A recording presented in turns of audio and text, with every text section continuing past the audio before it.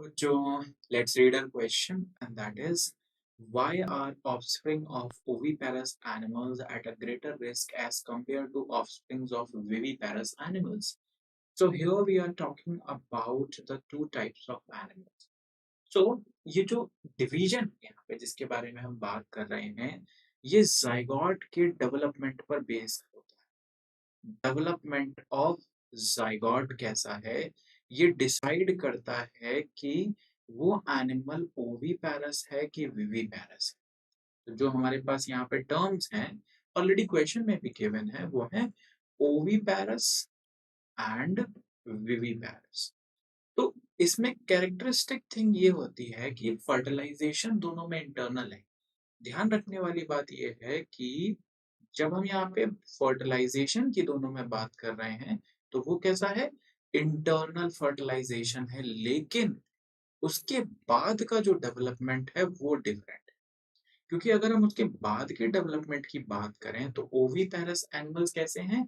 Egg laying animals हैं, यानी ये एग ले करते हैं।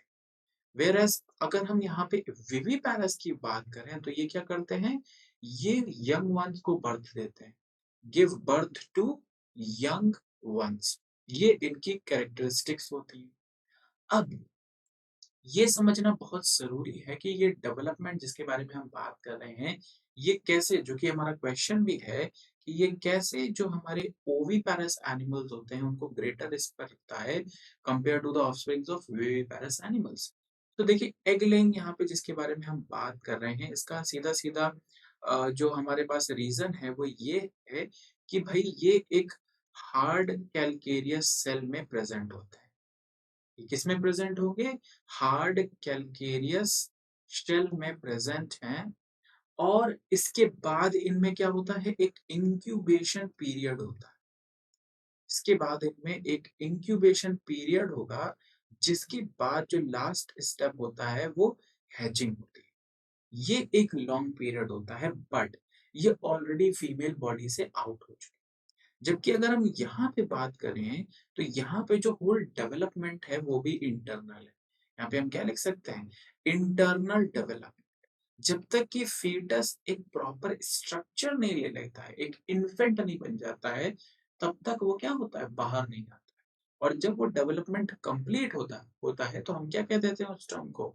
उस टर्म को हम कह देते हैं डिलीवरी, जिसका हम अगर साइंटिफिक टर्म लिखें तो हम कहते हैं पार्चुरेशन।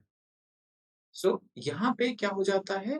पार्चुलेशन होता है। अब इसी चीज़ को समझना यहाँ पे बहुत ज़रूरी है, और यही डिफरेंस पॉइंट है कि ये जो स्टेज है इनमें, ये फीमेल बॉडी के अंदर होते हैं, जबकि यहाँ पे जो ये सारी स्टेज हैं, ये फीमेल बॉडी के बाहर।